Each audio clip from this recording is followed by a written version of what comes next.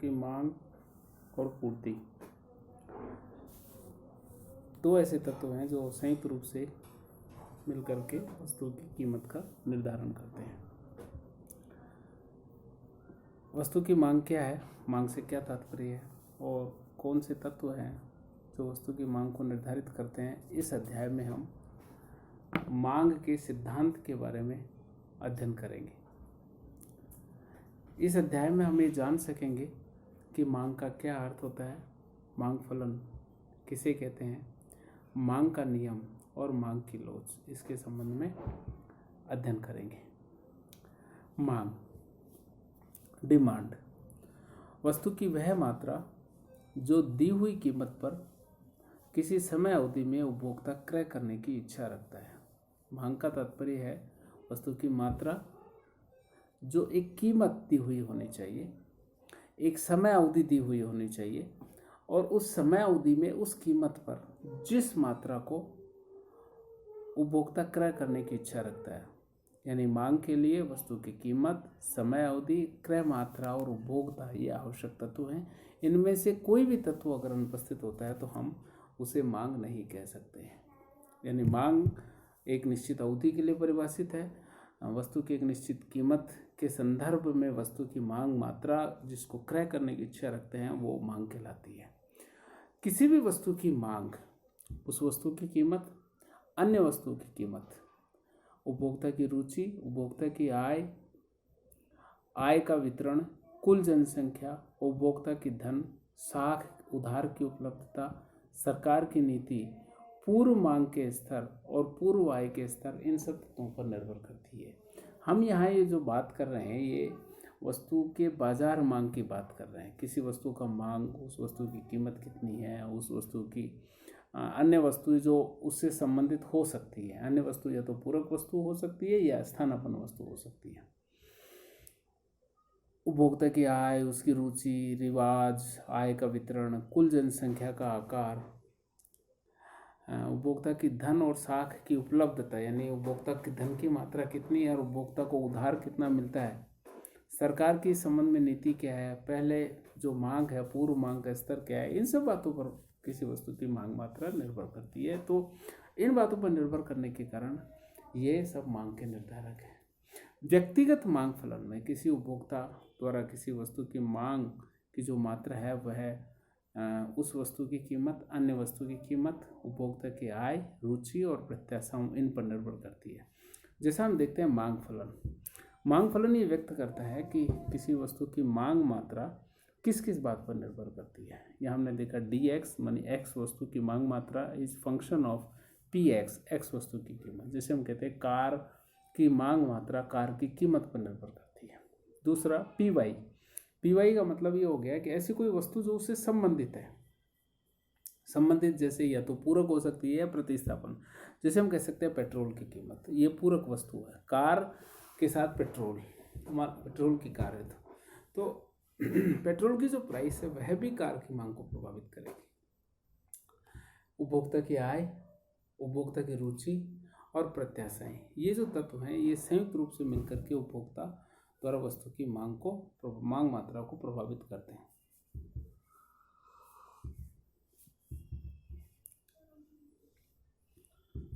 वस्तु की मांग मात्रा और वस्तु की कीमत, उनको प्रदर्शित करने वाली, उनको दिखाने वाली जो तालिका होती है वो मांग अनुसूची कहलाती है। यह हम देख रहे हैं ये ABCDEFGHIJ स्थिति हमारे सामने। वस्तु की कीमत 8, 7, 6, 5 और मांग मात्रा ये है। वस्तु की कीमत होने पर वस्तु की मांग मात्रा ये होती है।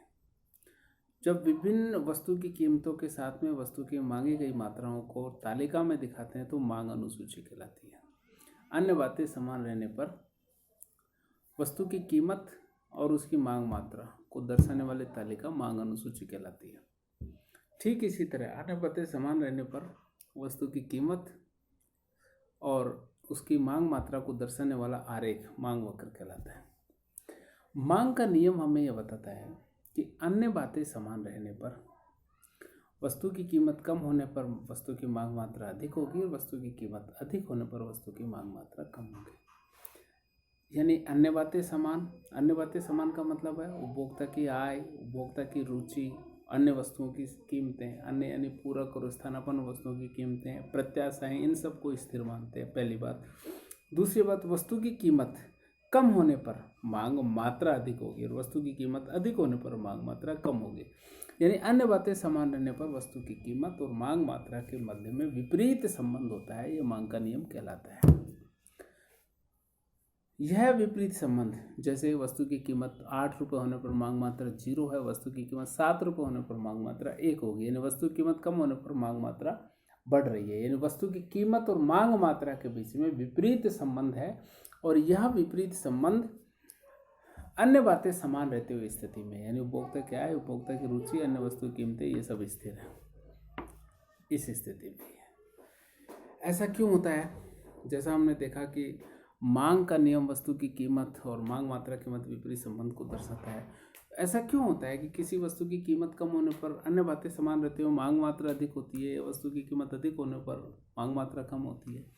इसका कारण है सीमांत। पहला है सीमांत उपयोगिता ह्रास नियम। पहला, जैसे हमने सीमांत उपयोगिता ह्रास नियम में पढ़ा कि अन्य बातें समान रहने पर उपभोक्ता जैसे जैसे किसी वस्तु की उपभोग मात्रा को बढ़ाता जाता है, अतिरिक्त इकाई से मिलने वाली उपयोगिता, जिसको हम सीमांत उपयोगिता कहते हैं, वो कम होती जाती है। उपभोक्ता की संतुष्टि वहां होती है जहां पर सीमांत उपयोगिता और कीमत दोनों बराबर होते हैं। अधिक मात्रा में इकाई उपभोग करने पर सीमांत उपयोगिता कम होती है और कीमत और सीमांत उपयोगिता समान होती है, वहां उपभोक्ता का संतुलन होता है। इसलिए अधिक मात्रा का क्रय उपभोक्ता तभी कर सकता है जब वो वस्तु उसको कम मात्रा में मिले, इसलिए मांग का नियम लागू होता है। संतुलन की शर्त हमने देखा marginal utility of X upon price of X, या marginal utility of Y is equal to marginal utility of Y upon price of Y. दूसरी तरह से हम यूँ भी कह सकते हैं विभिन्न वस्तुओं की सीमांत उपयोगिताओं का अनुपात वस्तुओं की कीमत के अनुपात के समान होना चाहिए। यानी गणनावाचक विश्लेषण से उपभोक्ता का संतुलन, वस्तु की कीमत और सीमांत उपयोगिता का अनुपात बराबर होना चाहिए, और क्रमवाचक विश्लेषण से उपभोक्ता का संतुलन यानी वस्तु की कीमत और सीमांत उपयोगिता का अनुपात हर वस्तु के लिए समान होना चाहिए। यह शर्त पूरी होती है और इस कारण वस्तु की कीमत कम होने पर वस्तु की मांग मात्रा अधिक होती है। आय प्रभाव, वस्तु की कीमत कम होने पर उपभोक्ता की वास्तविक आय अधिक हो जाती है, जिसके कारण उपभोक्ता उस वस्तु की अधिक मात्रा क्रय करता है। प्रतिस्थापन प्रभाव, दूसरी वस्तु की तुलना में वस्तु की कीमत कम परिवर्तन होने पर दूसरी वस्तु की तुलना में उसकी कीमत बदल जाती है। मान लीजिए चाय और कॉफ़ी दो प्रतिस्थापन वस्तुएं हैं। चाय की कीमत कम होती है तो जो चाय खरीदने वाले लोग हैं वो तो चाय ज़्यादा खरीदेंगे, लेकिन जो कॉफ़ी खरीद रहे थे वो भी चाय की तरफ से जाएंगे, चाय खरीदेंगे, यानी दूसरी वस्तु के क्रेता भी उधर आएंगे। ये प्रतिस्थापन प्रभाव है। और बाजार प्रभाव का मतलब ये होता है कि उपभोक्ता की आय कम रहने पर जो ऊंची कीमत पर जो उपभोक्ता वस्तु को क्रय नहीं कर सकते हैं वो भी वस्तु की कीमत कम होने पर क्रय कर सकते हैं, क्योंकि उनकी क्रय करने की सीमा में वस्तु आ जाती है। इसलिए वस्तु की कीमत कम होने पर मांग मात्रा अधिक हो जाती है। तो ये कारण है सीमांत उपयोगिता ह्रास नियम, उपभोक्ता के संतुलन की शर्तें, आय प्रभाव, प्रतिस्थापन प्रभाव और बाजार प्रभाव, यह सब मिलकर के वस्तु के मांग के नियम को लागू होने के लिए भूमिका का निर्वाह करते हैं। अब हम ये देखते हैं कि मांग वक्र के एक बिंदु से दूसरे बिंदु पे जाना मांग के नियम को व्यक्त करता है। मांग मात्रा में कमी या मांग मात्रा में वृद्धि को दर्शाता है। लेकिन एक मांग वक्र से दूसरे मांग वक्र पे जाना मांग में कमी या मांग में वृद्धि को दर्शाता है। जब एक मांग वक्र से बाहर की तरफ दूसरे मांग वक्र पे जाते हैं तो ये मांग में वृद्धि है। जब एक मांग वक्र से अंदर की तरफ दूसरे मांग वक्र पे आते हैं तो ये मांग में कमी है। और मांग वक्र में बाहर जाना या दूसरे मांग वक्र पे जाना मांग में कमी या वृद्धि कहलाता है। और एक ही मांग वक्र के एक बिंदु से दूसरे बिंदु पे जाना मांग मात्रा में कमी या वृद्धि कहलाता है। मांग वक्र के एक बिंदु से दूसरे बिंदु पे जाना मांग के नियम के कारण होता है। और एक मांग वक्र से दूसरे मांग वक्र पे जाना अन्य बातें समान रहने की मान्यता के उल्लंघन पे जाता है। यानी अन्य बातें समान रहने की मान्यता अगर समाप्त हो जाती है, यानी यदि उपभोक्ता की आय बदल जाती है, रुचि बदल जाती है, अन्य वस्तुओं की कीमतें बदल जाती है, तो उपभोक्ता दूसरे मांग वक्र पे चला जाता है। मान लीजिए उपभोक्ता की आय बढ़ती है तो मांग वक्र डी से D1 को शिफ्ट विवर्त हो जाएगा। मान लीजिए इस वस्तु के प्रति रुचि बढ़ जाती है तो डी से D1 शिफ्ट मांग वक्र विवर्त हो जाएगा। यह मांग में वृद्धि है। प्रतिस्थापन वस्तु की कीमत कम हो जाती है या कि प्रतिस्थापन वस्तु की कीमत बढ़ने या पूरक वस्तु की कीमत कम होने से, उपभोक्ता की आय बढ़ने से, रुचि बढ़ने से डी मांग वक्र D1 मांग वक्र की तरफ विवर्त हो जाता है। यानी ये वो फैक्टर है, ये वो कारक है जो मांग वक्र में विवर्तन लाते हैं और एक मांग वक्र से दूसरे मांग वक्र पे जाने के लिए जिम्मेदारी निर्वाह करते हैं। और ये अन्य बातें समान रहने वाले कारक ये सब है। अब होता है वैयक्तिक मांग वक्र और बाजार मांग वक्र। किसी उपभोक्ता द्वारा दी हुई कीमत पर वस्तु की मांगी गई मात्रा किसी समय अवधि में वैयक्तिक मांग वक्र। मान लेते हैं किसी वस्तु के 1, 2, 3, 4 उपभोक्ता, जो हम आरेख में देख सकते हैं कि वस्तु के 4 उपभोक्ता हैं A, B, C, D, और ये वस्तु की कीमत है। वस्तु कीमत 1, 2, 3, 4 और ये उपभोक्ताओं की क्रय मात्रा है। यदि इन सब क्रय मात्राओं को जोड़ दिया जाए तो वस्तु की बाजार मांग हो जाएगी। यानी व्यक्तिगत जो मांग वक्र है उन व्यक्तिगत मांग मात्राओं को जोड़ दिया जाए तो बाजार मांग वक्र प्राप्त होगा।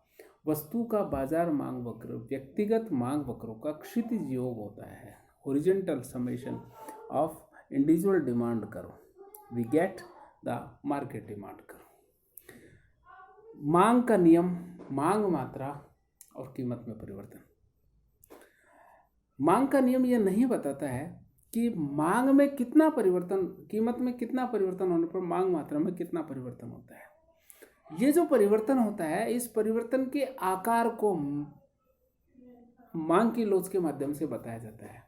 वैसे इस परिवर्तन के आकार को कीमत प्रभाव के माध्यम से बताया जाता है, लेकिन दो परिवर्तनों की तुलना हम तब कर सकते हैं जब वो परिवर्तन के सापेक्ष माप हम लेते हैं, और मांग की लोच परिवर्तन का सापेक्ष माप है। क्योंकि वस्तु की कीमत और मांग मात्रा में होने वाले प्रतिशत परिवर्तन, दूसरी वस्तु की कीमत और मांग मात्रा में होने वाले प्रतिशत परिवर्तन, इसको मांग की लोच के माध्यम से देते हैं। इसलिए मांग की लोच का मापन एक सापेक्ष मापन है। यह बताता है कि वस्तु की कीमत और मांग मात्रा में परिवर्तन जो हो रहा है वो कितना परिवर्तन होता है, उसका तुलनात्मक मापन ये हमें देता है। क्योंकि जैसे हमने देखा, वस्तु की मांग उस वस्तु की कीमत पर, अन्य वस्तु की कीमत पर और उपभोक्ता की आय पर निर्भर करती है। इसलिए 3 तरह की मांग की लोच आ गई: वस्तु की कीमत और संबंधित वस्तु की कीमत, मांग की निजी कीमत लोच। संबंधित वस्तु की कीमत में परिवर्तन के कारण वस्तु की मांग मात्रा में परिवर्तन। दूसरी वस्तु की कीमत, दूसरी वस्तु या तो पूरक हो सकती है, स्थानापन्न हो सकती है। दूसरी वस्तु की कीमत में परिवर्तन के कारण मांग मात्रा में परिवर्तन, यह प्रतिस्थापन या मांग की तिरछी लोच है। और आय में परिवर्तन के कारण, उपभोक्ता के आय में परिवर्तन के कारण वस्तु की मांग मात्रा में परिवर्तन, यह आय लोच है। इसलिए 3 तरह की लोचें आती है: मांग की कीमत लोच, मांग की आय लोच और मांग की तिरछी लोच। मांग की लोच जैसा हमने देखा वह मात्रात्मक अनुमान है जो एक इकाई के परिवर्तन होने पर दूसरी इकाई के परिवर्तन को मापता है। इसलिए इस साइज के आधार पर, इसके दिशा के आधार पर हम वस्तु की किस्म निर्धारित कर सकते हैं। हम ये देख सकते हैं कि यदि मांग की लोच, निजी कीमत लोच माइनस वैल्यू आती है, प्लस वैल्यू आती है, तो वस्तु गिफिन किस्म की होगी, अर्थात इस वस्तु के संदर्भ में मांग का नियम लागू नहीं होता। जब मांग की लोच का मान माइनस आता है तो हम कहते हैं वस्तु सामान्य किस्म की है, मांग की निजी कीमत लोच नॉर्मल गुड है। ठीक इसी तरह से मांग की तिरछी लोच अगर प्लस आती है तो हम कहेंगे पूरक वस्तु है। अगर माइनस आती है तो हम कहेंगे, अगर माइनस आती है तो पूरक वस्तु है, और अगर प्लस आती है तो हम कहेंगे वस्तु प्रतिस्थापन है। मांग की आय लोच EY से हम कह सकते हैं, अगर प्लस आती है तो वस्तु सामान्य है, और अगर ये माइनस आती है तो हम कहते हैं वस्तु हीन किस्म की होगी। मांग की लोच को मापने का सीधा सा तरीका है मांग मात्रा में आनुपातिक परिवर्तन बटे, अगर हम कीमत लोच निकालना चाहते हैं, कीमत में आनुपातिक परिवर्तन। अगर हम तिरछी लोच निकालना चाहते हैं तो एक्स वस्तु की कीमत में मांग मात्रा में अनुपातिक परिवर्तन बटे वाई वस्तु की कीमत में अनुपातिक परिवर्तन। अगर हम आय लॉस निकालना चाहते हैं तो एक्स वस्तु की मांग मात्रा में अनुपातिक परिवर्तन बटे उपभोक्ता की आय में अनुपातिक परिवर्तन। यानी ई मांग की कीमत लॉस बराबर D Q upon D P into P upon Q. मांग की आय लॉस E Y D Q upon D Y into Y upon Q. यानी मांग मात्रा में अनुपातिक परिवर्तन बटा आय वस्तु की आय में उपभोक्ता की आय में अनुपातिक परिवर्तन। अगर हम तिरछी लॉस निकालना चाहते हैं तो वही एक्स वस्तु की मांग मात्रा D Q X upon D P Y into P Y upon Q X. तो इस तरह से हम मांग की लोच के जो विभिन्न मापन हैं इसके आधार पर निकाल सकते हैं। मांग की निजी कीमत लोच की जब हम बात करते हैं तो उसमें दो बात ध्यान रखने की है। एक बात तो ये है कि मांग की लोच परिवर्तन का सापेक्ष माप है। सापेक्ष माप का मतलब ये होता है कि दो वस्तुओं की मांग की लोच की तुलना की जा सकती है। दूसरी स्थिति यह है कि जब हम मांग की लोच की तुलना करते हैं तो माइनस के चिन्ह की उपेक्षा करते हैं। मान लीजिए किसी वस्तु की मांग की लोच -2 है और किसी वस्तु की मांग की लोच -1 है, तो हम ये बोलेंगे माइनस की उपेक्षा करिए और जिसकी मांग की लोच का मान -2 हम कहेंगे उसकी लोच का मान अधिक है और वो लोचदार है। 1 से कम है तो वो बेलोच है। इस तरह मांग की लोच के मान के आधार पर निजी कीमत लोच के कुछ प्रकार हो सकते हैं। लोचदार यदि मांग की लोच का मान 1 से अधिक होता है। 1 से अधिक का मतलब है -1 से -1 -2, यानी जैसा हमने देखा जब हम तुलना करते हैं तो माइनस की उपेक्षा करते हैं। बेलोच जब 1 से कम होता है। इकाई लोच जब मांग की लोच का मान 1 होता है। पूर्ण लोचदार जब मांग की लोच अनंत होती है। और पूर्ण बेलोचदार, इसको चौथे वाले को हम पढ़ेंगे, पूर्ण बेलोचदार जब मांग की लोच 0 होती है। और पूर्ण लोचदार जब मांग की लोच अनंत होती है। जब मांग वक्र क्षितिज होता है तो हम बोलेंगे मांग वक्र पूर्णतः लोचदार है। जब मांग वक्र वर्टिकल होता है तो हम बोलेंगे मांग वक्र पूर्णतः बेलोचदार है। जब मांग वक्र लंबा होता है तो इसका मतलब यह है कि वस्तु की कीमत में परिवर्तन कुछ भी हो, वस्तु की मांग मात्रा में कोई परिवर्तन नहीं होता है। इसका मतलब ये बेलोच है। और जब मांग वक्र जो हमारा आयताकार अति परिवलय होता है तो हम कहेंगे मांग की लोच इकाई के बराबर होती है। 1 है यानी इकाई लोच की स्थिति है। तो मांग की लोच के विभिन्न आकार के आधार पर इस तरह से मांग की लोच के प्रकार किए जा सकते हैं। मांग की लोच के मापने की कई विधियां हमारे सामने होती है। एक तो बिंदु लोच विधि है, जैसा हमने देखा कि D Q upon D P into P upon Q एक तरीका है। मांग मात्रा में अनुपातिक परिवर्तन बटे कीमत में अनुपातिक परिवर्तन, इसके माध्यम से हम मांग की लोच को ज्ञात कर सकते हैं। दूसरा हम ये देख रहे हैं कि चाप लोच, जब मांग वक्र के दो बिंदुओं के मध्य मांग की लोच ज्ञात करनी हो तो चाप लोच का तरीका काम में लिया जाता है। इसमें D Q upon D P into दोनों, पहली मांग मात्रा दूसरी मांग मात्रा और पहली कीमत और दूसरी कीमत दोनों को जोड़ करके निकालते हैं Q1 plus Q2 upon P1 plus P2। इससे मांग की चाप लोच एक बेहतर मापन हो सकता है यदि चाप का ढाल कम हो और चाप का आकार छोटा हो तो ये मांग की लोच का बेहतर माप हो सकता है। और तीसरा है व्यय, वस्तु पे होने वाले कुल व्यय।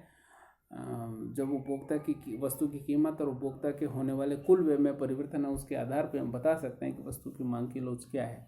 वस्तु की कीमत और उसमें होने वाला कुल व्यय जब एक ही दिशा में चलता है तो मांग की लोच बेलोचदार होती है।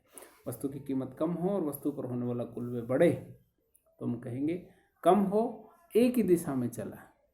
वस्तु की कीमत कम हो और उस पर होने वाला कुल व्यय भी कम हो जाए, या वस्तु की कीमत बढ़े और उस पर होने वाला कुल व्यय भी बढ़े तो हम कहेंगे बेलोचदार है। जब वस्तु की कीमत कम हो और उस पर होने वाला कुल व्यय बढ़ जाए, ऑपोजिट डायरेक्शन में चले तो हम कहेंगे मांग लोचदार है। और जब वस्तु की कीमत में कोई भी परिवर्तन आए, वस्तु की होने वाला कुल व्यय यदि स्थिर रहता है तो हम कहेंगे मांग की लोच इकाई है। मांग वक्र के विभिन्न बिंदुओं पर मांग की लोच का मान अलग अलग होता है। हम ये देख रहे हैं, ये मांग वक्र हमारा है। इस मांग वक्र में जो सबसे नीचे का बिंदु है यहाँ 0 लोच है, फिर मध्य में 1, मांग की लोच का मान 1 है और ऊपर अनंत है। 0 और 1 के बीच में बेलोच है और 1 और अनंत के बीच में लोचदार मांग की लोच। इस तरह से मांग की लोच और सीमांत आय के बीच में एक निश्चित संबंध प्रकट होता है। मांग की लोच के कुछ और विषय हमारे समक्ष होते हैं। इन विषयों को देखना बेहतर होगा। मांग की लोच को प्रभावित करने वाले तत्व, ऐसे कौन से तत्व हैं, ऐसे कौन से कारक हैं जो मांग की लोच को प्रभावित करते हैं, और मांग की लोच का महत्व क्या है। जैसा हमने देखा, जब हम मांग वक्र के विभिन्न बिंदुओं पर लोच देखते हैं तो मांग वक्र के अलग अलग बिंदुओं पर अलग अलग लोच का मान आता है, और मांग मात्रा में आनुपातिक परिवर्तन को कीमत में आनुपातिक परिवर्तन से विभाजित कर मांग की लोच का मान ज्ञात किया जा सकता है। मांग की लोच का मान इस बात पर निर्भर करेगा कि वस्तु के स्थानापन्न कितने हैं, वस्तु के सब्स्टिट्यूट कितने हैं। किसी वस्तु के जितने ज़्यादा स्थानापन्न होंगे उसकी मांग की लोच उतनी अधिक होगी। वस्तु की कीमत में वृद्धि होने पर उपभोक्ता स्थानापन्न वस्तुओं के उपभोग की तरफ चला जाएगा और मांग की लोच ज़्यादा होगी। वस्तु के विविध उपयोग, किसी वस्तु के जितने ज़्यादा उपयोग हैं, जितने ज़्यादा उपयोग होंगे मांग की लोच उतनी अधिक होगी। वस्तु पर होने वाला कुल व्यय का बजट में अनुपात, ऐसी कोई वस्तु जिसपे उपभोक्ता के बजट का बड़ा हिस्सा खर्च होता है उसकी मांग की लोच अधिक होगी। नमक और माचिस, इस पे आय का बहुत छोटा हिस्सा खर्च होता है, इसलिए मांग की लोच कम होती है। मांग वक्र का भाग, हमने देखा मांग वक्र का जो बीच वाला भाग होता है उसके नीचे मांग बेलोच होती है और उसके ऊपर मांग लोचदार हो, इसलिए तो which part of demand the price at that price, where is the point locate, we want to measure the elasticity. If the point is located above the half of the demand curve, then the value of elasticity will be elastic and higher than 1. And if it comes at lower part of the lower half of the demand curve, then the demand will be inelastic. So what is the size, what is the part of demand curve at which we want to measure the demand, elasticity of demand? That indicates what will be the value of elasticity of demand. शीघ्रनाशी वस्तुओं की जो मांग है वो बेलोच होती है। जिन वस्तुओं का उपभोग टाल सकते हैं उनकी मांग की लोच अधिक है, और जिन वस्तुओं के उपभोग को टाला नहीं जा सकता जैसे दवाई है उनकी बेलोच मांग होती है।